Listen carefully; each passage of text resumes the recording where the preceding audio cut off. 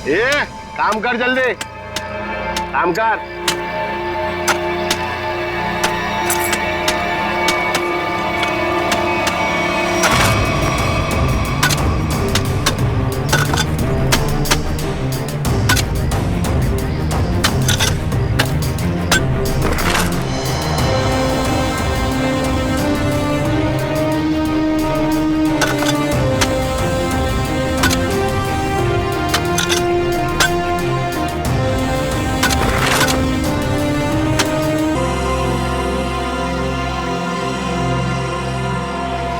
ए बेटा, मैं लाइन में तुमसे पहले खड़ा हूँ, जाओ पीछे खड़े हो जाओ। अच्छा, अब तुझसे सीखना पड़ेगा क्या करना है क्या नहीं। चुपचाप खड़े रहने तो फूट जाएगा। अपने बड़ों से ऐसे बात करते हैं क्या? एक बार बोला ना, देखो चुप बैठने के लिए समझ में नहीं आता। चल।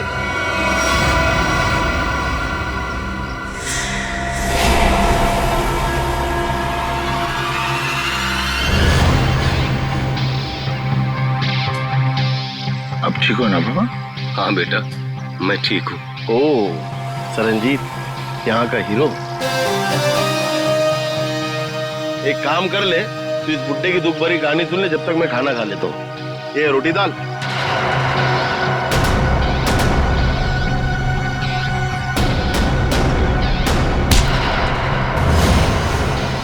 खाना बाद में खाना।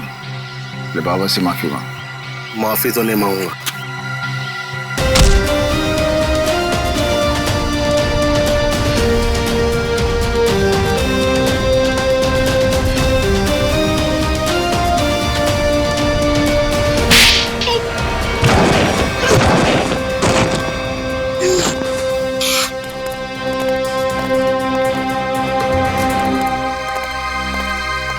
बाबा चलो खाना खा लो। शुक्रिया बेटा।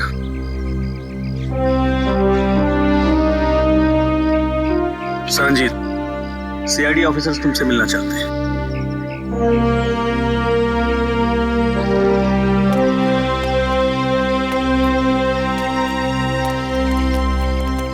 हेलो सरंजीत। Hello sir. आपकी ईमानदारी और अच्छे काम के बहुत चर्चे सुने हैं हमने। आप तो एक सच्चे आईएएस ऑफिसर थे। आप मेरी तारीफ करके मुझे शर्मिंदा मत कीजिए एसीपी साहब। मैं बस अन्याय और अत्याचार बर्दाश्त नहीं कर सकता। ये तो बहुत अच्छी बात है। वैसे हमें क्यों बुलाया आपने यहाँ पर? एसीपी साहब, मैं सीआईडी की मदद लेना चाहता हूँ। हमारी मदद? इंस्पेक्टर अभिजीत, मैं चाहता हूँ कि आप एक एक्सीडेंट केस की इंक्वायरी करो। Accident case? पर यह तो पुलिस का मामला है। हाँ सरंजीत, एक्सीडेंट के मामले में सीआईडी की क्या जरूरत है? जरूरत है एसीपी साहब, क्योंकि मुझे यकीन है कि ये एक्सीडेंट नहीं, मर्डर है।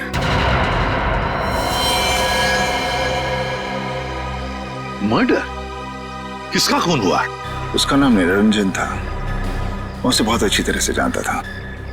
मुझे शक है कि किसी ने जानबूझकर उसका मर्डर किया है। मिस्टर सरंजीत, आप हमें पूरी बात अच्छे से बताइए। क्या हुआ क्या था? निरंजन एक सोशल वर्कर था। वो अपनी पोती टीना की मर्डर केस की सच्चाई जानने के लिए सबूत ढूंढ रहा था। उन्होंने जेल में मुझे चिट्ठी भेजी जिसमें लिखा था कि उन्हें असली खूनी का पता चल गया है। वो सबूत लेकर पुलिस स्टेशन जा रहा है। पुलिस तक पहुंचने से पहले ही उसकी मौत हो गई। ओह, तो टीना का खून हुआ था। लोग समझते थे कि टीना ने आत्महत्या की है, लेकिन निरंजन जानता था कि उसका खून हुआ है। इसलिए मैंने उसकी मदद के लिए कार्तिक को भेजा। कार्तिक उससे पहले वहां पहुंचे, निरंजन का एक्सीडेंट हो गया। इसलिए मैं चाहता हूं कि आप लोग ये केस जरूर लें। ठीक है सरंजीत जी, आप चिंता मत कीजिए। हम उन दोनों के खूनियों को जरूर ढूंढ निकालेंगे। थैंक्स। थैंक यू कहने की जरूरत नहीं है सरंजीत।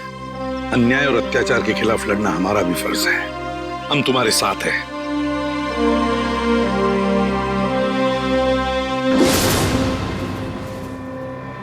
मुझे अपने आप पे इतना गुस्सा आ रहा है।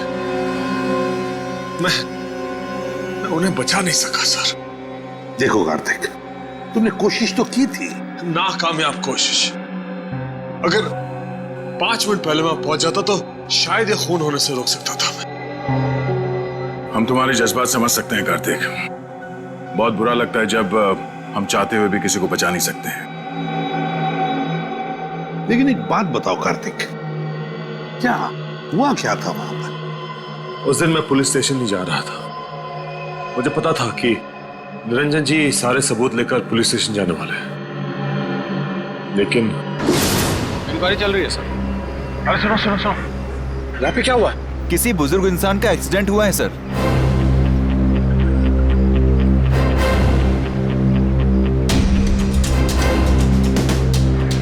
जी जी हाँ सर, खबर लगती है आपको मैं खबर करता हूँ।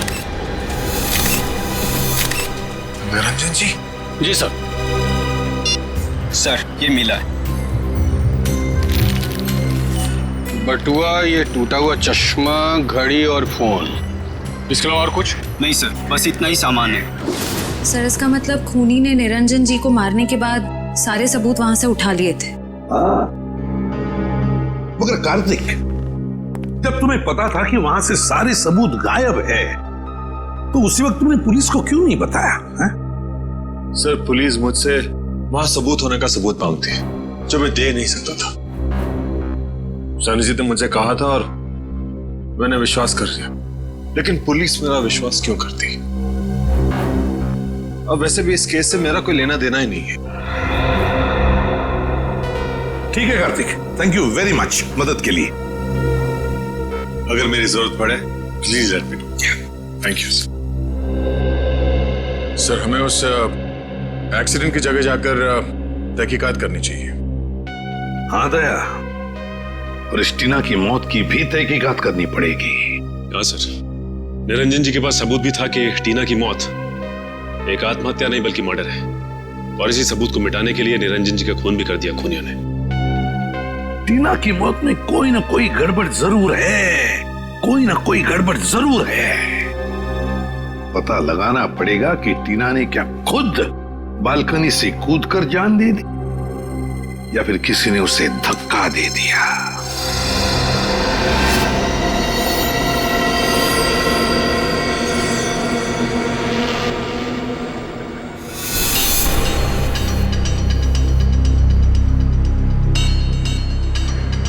दया,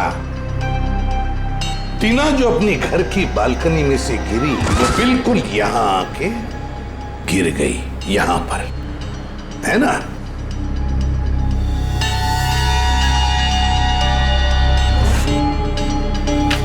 एक मिनट दया, तो इस फोटो को देखो, गौर से देखो इस फोटो को।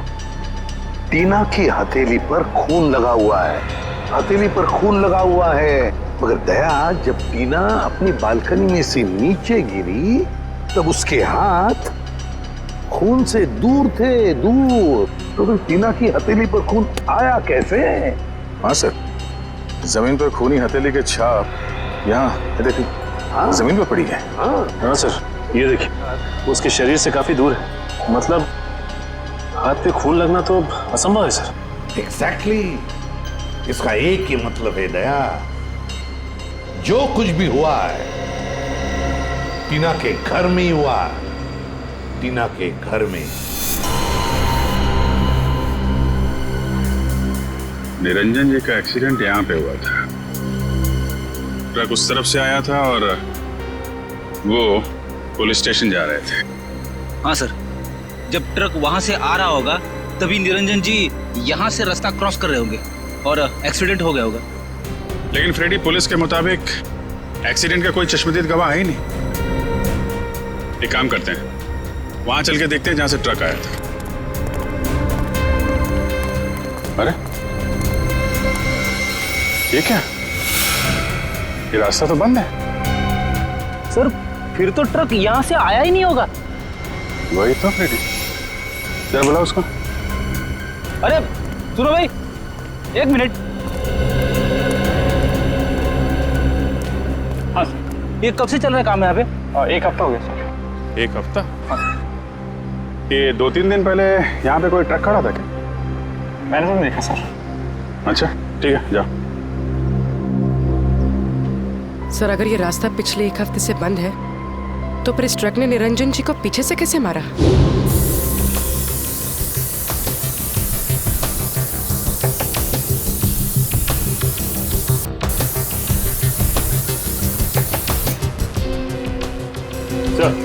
खून का निशान है। मैंने कहा था ना दया, जो कुछ भी हुआ यहीं पे हुआ, यहीं पे। क्योंकि ट्रक वहां से आया और शायद यहीं कोने पे खड़ा हो गया। यहाँ खड़ा होकर निरंजन जी का इंतजार करता रहा, और जैसे ही निरंजन जी दिखे, ट्रक ने उनको उड़ाया और वापस मेन रोड से फरार। लेकिन सर, इतने बड़े ट्रक को किसी ने तो देखा होगा। हाँ फ्रेडी, किसी ने तो देखा होगा।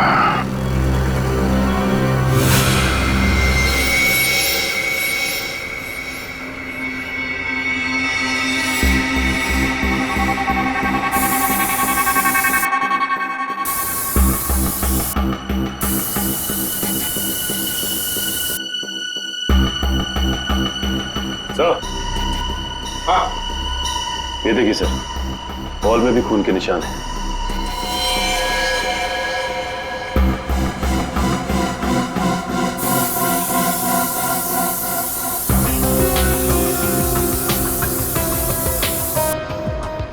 यहाँ पे तो कुछ नहीं है सर। सर, इस तरफ है खून के निशान।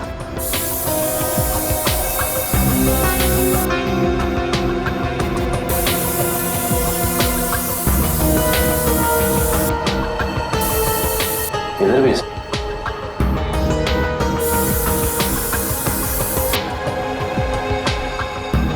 लेकिन सर, आगे तो दीवार है।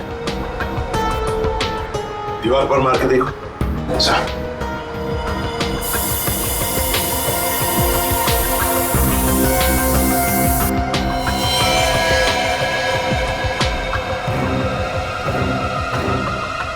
ये देखो दया, खून के निशान है, लेकिन दिखाई नहीं पड़े, क्योंकि खूनी ने सारे खून के निशान मिटा दिए थे।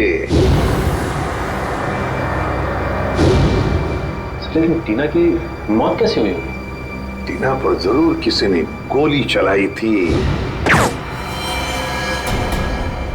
जिसकी वजह से उसके खून की चींटे ऐसे दीवार पर उड़ गए। लेकिन सर, पुलिस की रिपोर्ट में ऐसे गन शॉट के जख्म का कोई जिक्र है ही नहीं। शायद उन्होंने देखा नहीं होगा। लेकिन सर, ये कैसे मुमकिन है कि पुलिस वालों को पता ही नहीं चला कि टीना को गोली लगी? ऐसे हो सकता है सचिन, हो सकता है, क्योंकि काफी साल पहले मेरे साथ भी ऐसे ही हुआ था, एक केस में। पर सर, टीना की लाश का पोस्टमार्टम हुआ था, तो फिर जिस डॉक्टर ने पोस्टमार्टम किया उसने अपने रिपोर्ट में गोली के बारे में लिखा था नहीं? वही तो। और फिर इसी पोस्टमार्टम रिपोर्ट के आधार पर पुलिस ने मान लिया कि टीना ने आत्महत्या कर ली। इसका मतलब है पोस्टमार्टम करने वाला डॉक्टर भी मिला हुआ था। सर, इस निरंजन जी का शक सही था, टीना का खून ही हुआ। हाँ दया, बिल्कुल सही है। सुनिए, जरा एक बात बताइए, जिस दिन टीना की मौत हुई, क्या आप लोग जानते हैं कोई मिलने आया था टीना से, या फिर आप लोगों ने कोई आवाज सुनी हो? जरा याद करना। है? नहीं सर, पर जब टीना गिरी थी तो हमने उसकी चीख सुनी थी सर। किसी ने गोली चलने की आवाज सुनी थी? नहीं सर। मतलब सर, गन पे साइलेंसर लगा हुआ था। हो सकता है, हो सकता है। वॉचमैन, तुम्हें तो पता होगा ना कौन आया था टीना से मिलने के लिए? साहब, इस बात को 2 महीने हो गए, कुछ याद नहीं है। अच्छा, तो तुम्हारे पास एंट्री रजिस्टर और फिर सीसीटीवी कैमरा तो लगे हुए हैं, वो तो होगा ना उसका रिकॉर्ड? हाँ, वो है। बस तो फिर वो एंट्री रजिस्टर और सीसीटीवी का फुटेज दोनों चाहिए हमें। सर, मैंने एक लाल कलर का ट्रक देखा था, वो उस दिन वहां खड़ा था। यहाँ पे खड़ा था, इसीलिए उन लोगों ने नहीं देखा। अच्छा, ये बताइए, ट्रक का नंबर याद है आपको? नहीं सर, नंबर तो मैंने नहीं देखा। उस ट्रक ड्राइवर के बारे में कुछ याद है? वो अपनी नीली रंग की शर्ट बदलकर दूसरी शर्ट पहन रहा था। मैंने उससे कहा भी कि वो ट्रक हटाए, मुझे रास्ता साफ करना है, मगर उसने मेरी बातों पर ध्यान ही नहीं दिया, वो ट्रक में ही बैठा रहा। नीले रंग का शर्ट? जी सर, और उस नीले रंग की शर्ट पर एक पीले कलर का बैज भी था। नीली शर्ट और पीला बैज? सर, लगता है वो आदमी किसी सिक्योरिटी एजेंसी के लिए काम करता होगा। हो सकता है फ्रेडी। और कुछ याद है उस ट्रक ड्राइवर के बारे में? उसका चेहरा, वो दिखता कैसा था? उसकी बड़ी सी मूछें थी और दाहिने गाल पर एक मस्ता भी था। बस इतना ही याद है। ठीक है, thank you very much. Freddie, पता लगाओ ऐसी कौन सी सिक्योरिटी एजेंसी है जिसका ड्रेस नीली रंग की शर्ट और पीला बैज है। सर, जिस डॉक्टर ने टीना की नकली पोस्टमार्टम रिपोर्ट बनाई थी वो भी फरार है। एक काम करो, निखिल को बोलो उसके घर पे नजर रखे और जैसे ही वो दिखाई दे हमें तुरंत इन्फॉर्म करें।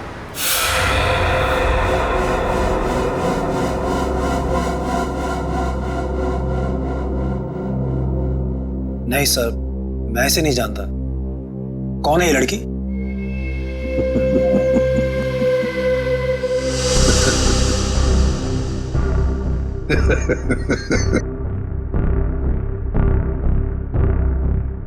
अभी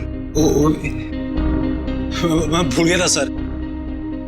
ये लड़की, ये तो टीना है, हमारे ऑफिस में काम करती थी। अच्छा, आखिरी बार टीना से कब मिले थे आप? ये उसकी मौत से शायद 2-3 दिन पहले। कहाँ मिले थे? मैं ऑफिस में मिला था सर। सर, वैसे मेरी उससे ज्यादा जान पहचान नहीं थी, हम ऑफिस में ही मिलते थे सिर्फ। अच्छा अच्छा अच्छा, ऑफिस में ही मिलते थे। जी सर। सचिन, चल।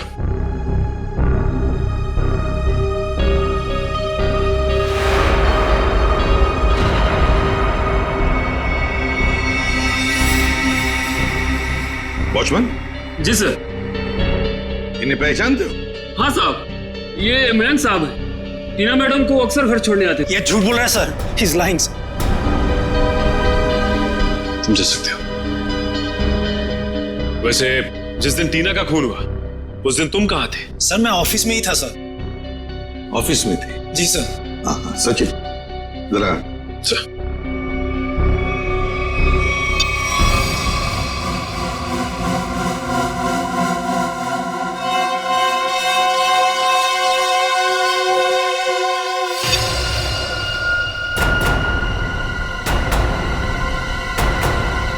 तुम ऑफिस में थे तो फिर ये कौन है? उसका कोई जुड़वा भाई भी है क्या? सर, है? नहीं। सच सच बताओ, टीना के घर गए थे या नहीं? बताओ। हाँ सर। कितने बजे गए थे? ये 12:15-1 के आसपास के। 12:15-1 के आसपास। ये देखो, तुम बिल्डिंग के अंदर 11 बजे गए थे और बिल्डिंग से बाहर निकले 11:15 बजे। हो सकता है सर, मैंने टाइम नहीं देखा था सर। मैं उसकी बिल्डिंग के बाहर गया, मैंने दरवाजा खटखटाया पर किसी ने खोला नहीं। फिर मैं वापस चला आया सर। मैं मतलब 45 मिनट तक तुम टीना के घर का दरवाजा खटखटाते रहे हैं? शक्ल से बेवकूफ लगते हैं हम लोग।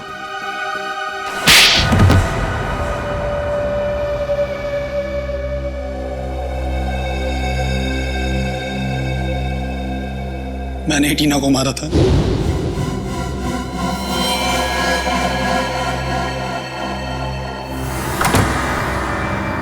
हाय टीना।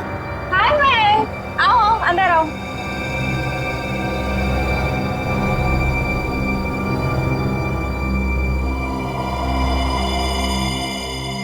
अरे कैसे हो? अच्छा। अच्छा बैठो, मैं पानी लेकर आती हूँ। हाँ।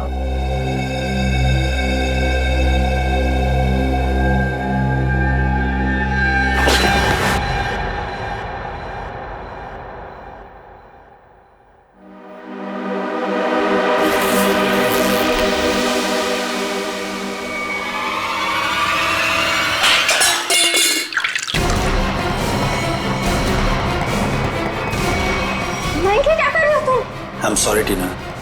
मयंक, तुम पागल हो गए हो क्या? मयंक प्लीज मुझे छोड़ दो। मयंक नहीं। I'm sorry। नहीं नहीं नहीं मयंक।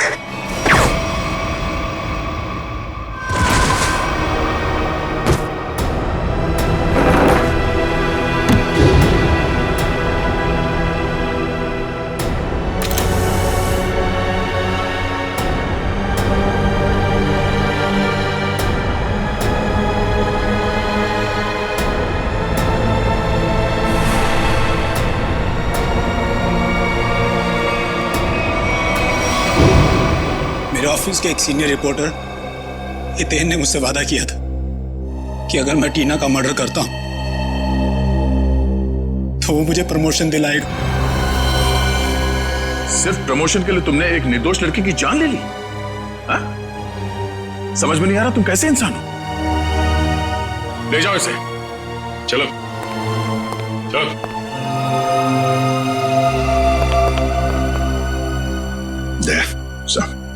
इस सीनियर रिपोर्टर हितेन से मिलना होगा। हितेन सर तो यहाँ नहीं है। तो कहाँ है हितेन? सर पता नहीं, कल उन्होंने अचानक से इस्तीफा दे दिया। इस्तीफा दे दी? आप कौन है? सर मेरा नाम अरविंद है और मैंने आज ही हितेन की जगह ज्वाइन किया है। और आप? मैं नीता हूँ, अरविंद सर की सेक्रेटरी, और इससे पहले हितेन सर की सेक्रेटरी। तो आप ये बता सकती हैं कि हितेन और टीना इनके बीच में कोई झगड़ा वगैरह हुआ था क्या, या कोई अजीब बात घटी थी? हाँ सर, मैंने टीना और मिस्टर हितेन को किसी बात पे बहस करते हुए सुना था। मिस्टर हितेन टीना को कोई प्रोजेक्ट छोड़ने के लिए कह रहे थे। वो उस प्रोजेक्ट में 3 लोगों को एक्सपोज करने वाले थे और टीना बहुत जिद कर रही थी कि वो उन लोगों का पीछा नहीं छोड़ेगी। कौन 3 लोग? सर मुझे उन लोगों के नाम नहीं पता, लेकिन हाँ, मिस्टर हितेन को मैंने किसी विनय जी का नाम लेते हुए सुना था। कह रहे थे कुछ बहुत बड़े आदमी हैं और कहा था कि अगर उन्हें ये बात पता चली तो टीना को जान से मार देंगे। विनय? ये विनय कौन है, कुछ मालूम है? नहीं सर। अच्छा, ये हितेन कहाँ बैठता था? सर वो रहा हितेन सर का कैबिन। सर हो सकता है हितेन के कंप्यूटर से कुछ पता चल जाए हमें। नो सर, आपको हितेन के कंप्यूटर से कुछ पता नहीं चलेगा। किसी ने उसकी हार्ड डिस्क को जला दिया है। हार्ड डिस्क जला दी? कहाँ है वो हार्ड डिस्क? सर केबिन में। लिया जी। ये सबूत मिटाने की कोशिश कर रहा है। सर ये नहीं।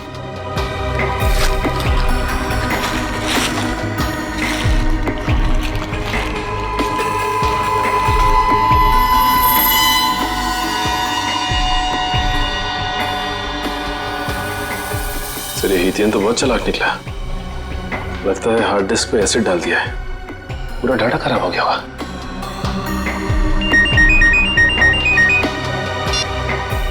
निकल। क्या डॉक्टर को पता चल गया? हाँ निकल। कहाँ है वो डॉक्टर? सर वो सामने चाय की दुकान पे लाइनिंग, रंगीन शर्ट और गमछा डाले हैं, वो है सर।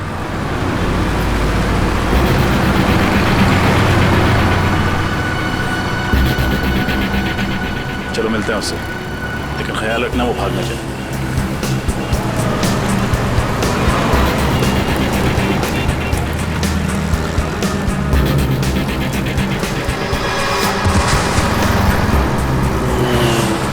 इसे क्या हो गया?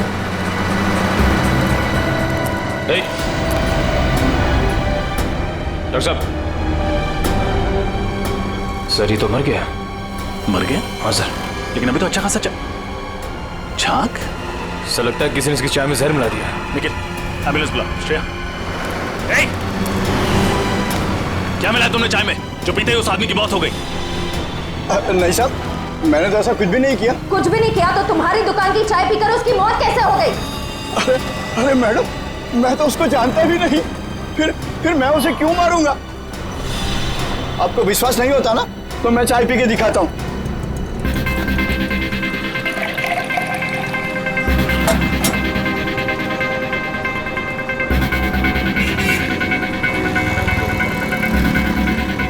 ये देखिए मैडम, हुआ क्या मुझे कुछ, और इन सब लोगों ने भी चाय पी है। अगर चाय में जहर होता तो इनको कुछ होता, इनको कुछ हुआ क्या? बरसों से मैं ये चाय की दुकान चला रहा हूँ, अब मेरे धंधे को चौपट क्यों कर रहे हैं सर? सर बात तो उसकी सही है, बाकी किसी को कुछ भी नहीं हुआ। हाँ श्रेया, लेकिन किसी ने तो उस चाय में जहर मिलाया था। कौन हो सकता है?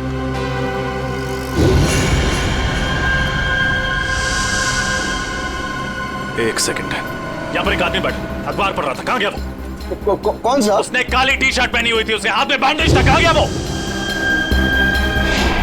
मुझे नहीं मालूम साहब, आप लोगों में से किसी ने उसे जाते हुए देखा? हमने तो नहीं देखा। भाग गया। जरूर उसी ने डॉक्टर की चाय में जहर मिलाया था।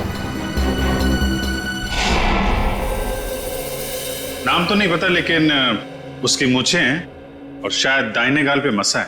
ओह, शायद आप रघु की बात करें। क्या आप रघु को यहाँ बुला सकते हैं? मैम, रघु की ड्यूटी इस वक्त एक दवाई कंपनी में लगी हुई है, वो वहीं होगा। कौन सी कंपनी है? ओपेक फार्मा कंपनी सर। हेलो, क्या? अच्छा अच्छा अच्छा अच्छा, okay okay, thank you very much. क्या हुआ सर? विनय का पता चल गया है। वो भी उसी जेल में है जिस जेल में सरनजीत है। हम तुमसे टीना के बारे में पूछताछ करने आए। टीना का नाम तो नहीं भूलोगे तुम?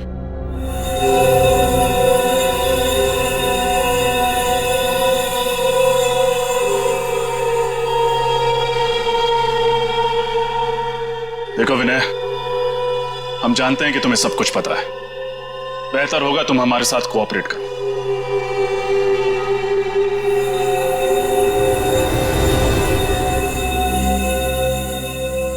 देखा सर, कहा था ना मैंने, ये कुछ नहीं बोलेगा।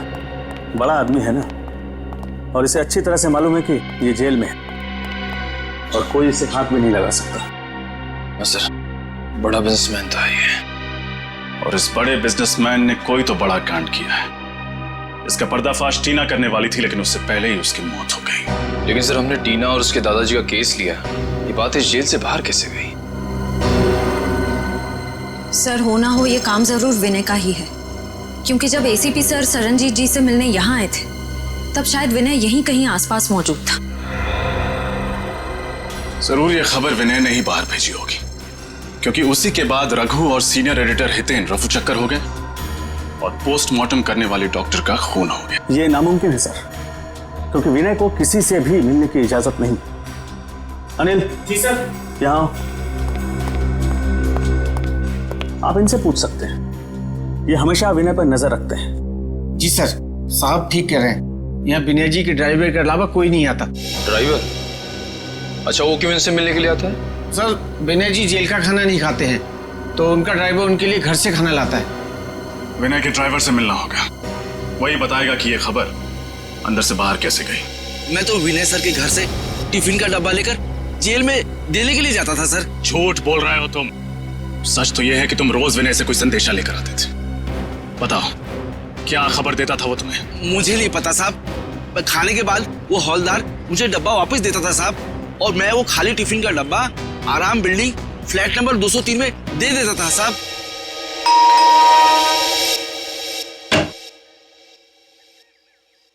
जी, हम सीआईडी से। आपसे मिस्टर विनय के बारे में कुछ पूछताछ करनी है। विनय? कौन विनय?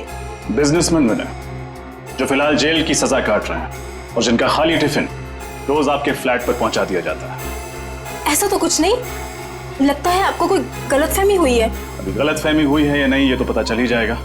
फिलहाल ये बताइए, आप कौन हैं और आपके साथ और कौन रहता है इस फ्लैट में? जी, मेरा नाम सिबी है, मैं एक स्टूडेंट हूँ और यहाँ भाड़े पर रहती हूँ, अकेली। सिबी, क्या हम अंदर आ सकते हैं? नहीं नहीं, मैंने कहा ना, मैं अकेली रहती हूँ यहाँ। अकेली? वो पेन किसकी है?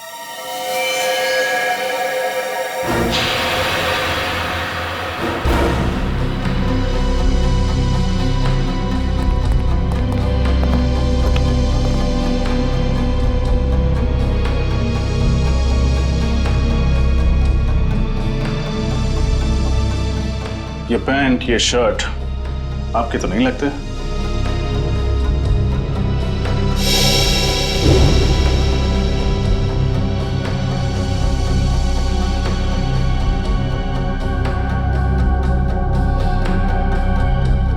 फोटो में ये आदमी कौन है सिबी?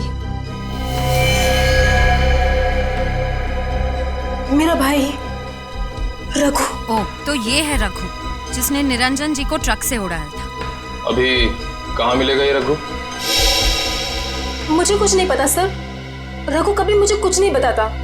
अभी भी थोड़ी देर पहले आया था, पता नहीं कहाँ चला गया। श्रेया, निखिल, तलाशी लो करके।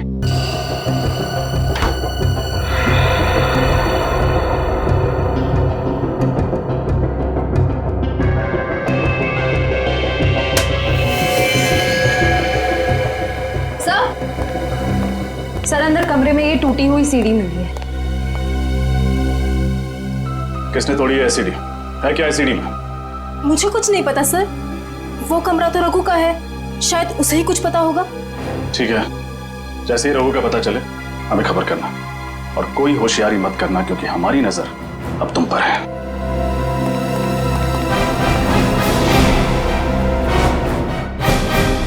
सर रघु के घर जो सीडी मिली थी, डेटा इंजीनियर उस सीडी से कुछ रिकवर कर पाए हैं।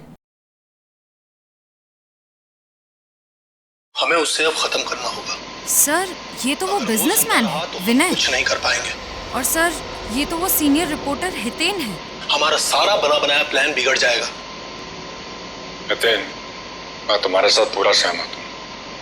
उसका जिंदा रहना ना हमारे लिए ठीक नहीं है। चिंता मत करो दोस्तों, मेरे पास एक और प्लान है।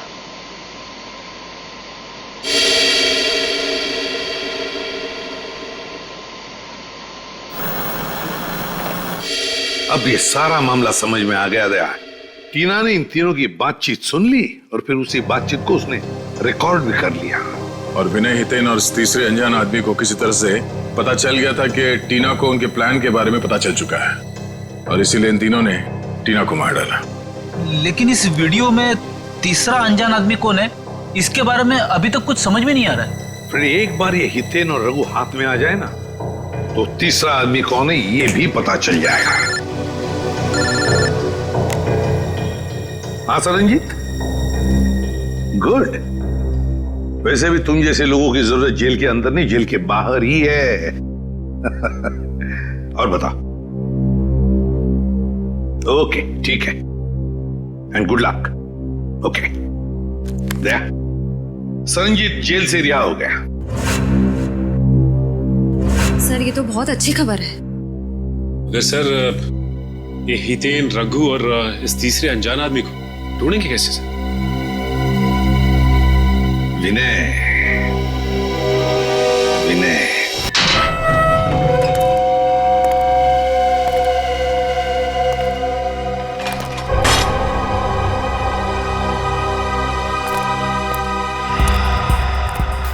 नमस्ते सर।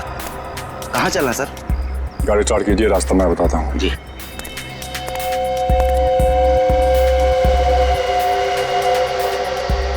अपना प्लान काम कर गया सर? हाँ भी, ये विनय को भनक भी नहीं लगी कि हमने जानबूझकर उसे जेल से रिहा करवाया है। हाँ सर, उसे लग रहा होगा कि उसके अच्छे बर्ताव की वजह से उसे जेल से रिहा किया गया।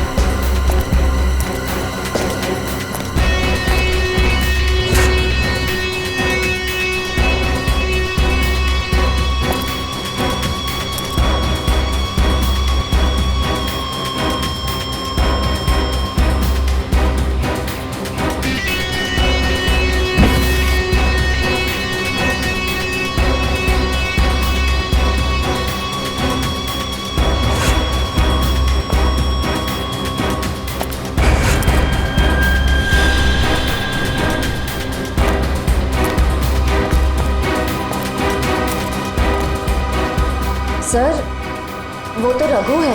हाँ, अब देखते जाओ, सब एक एक करके आ जाएंगे। हितेन कहाँ है? और रघु, धीरज रखो, सब लोग आ जाएंगे। खाली हाथ तो नहीं आएंगे। रोकड़ा साथ लाने को कहा है ना। रघु, तू जो कुछ भी कर रहा है ना, बहुत गलत कर रहा तू। अच्छा अब तुम हमें बताओगे कि क्या सही है और क्या गलत। तुम लोगों ने जो कुछ भी किया है ना, सब पता है मुझे बताने की जरूरत नहीं, समझे? ऐसा लगता है आपस में बहस हो रही है। हाँ दया, लगता है कोई प्रॉब्लम शुरू हुआ है।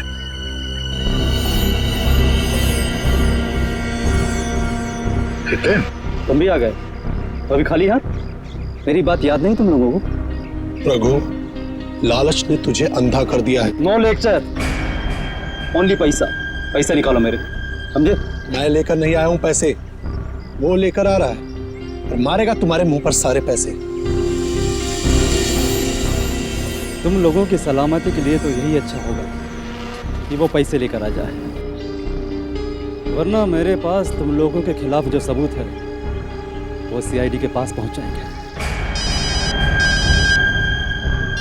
हाँ पूर्वी, क्या खबर पक्की है? ये चक्कर है। ओके, क्या हुआ? सर, ये ओपेक फार्मास्यूटिकल कंपनी के 3 मालिक हैं, विनय, हितेन और तीसरे का नाम तो चौंकाने वाला है। कौन है?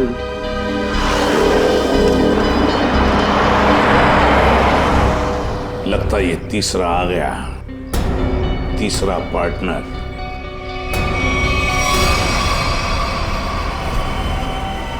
मेरे पैसे दो मुझे और सबूत लेकर जाओ, वरना मैं तुम लोगों को बर्बाद कर दूंगा।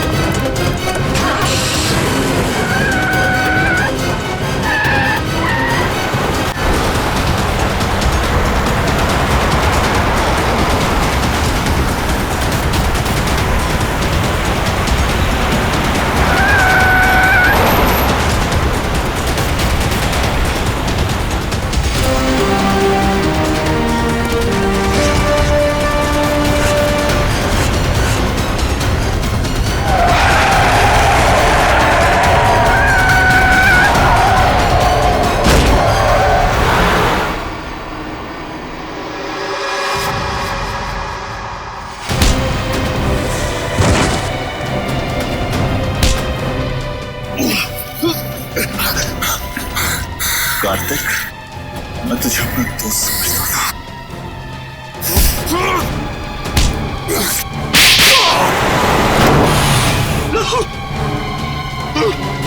उन दोनों को पकड़ो, छोड़ो मत। भागने का बहुत शौक है तुझे?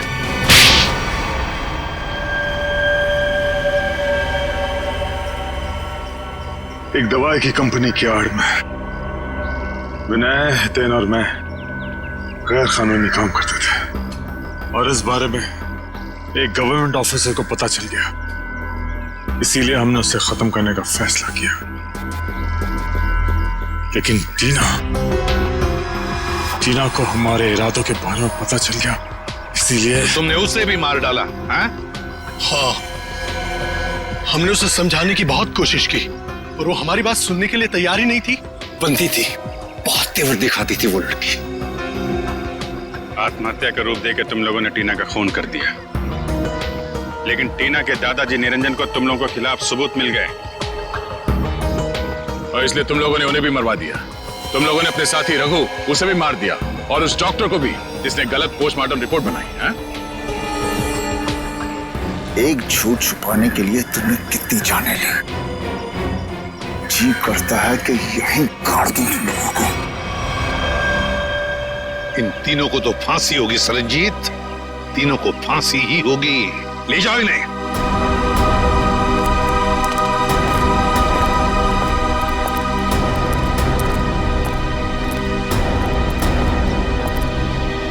सरनजीत,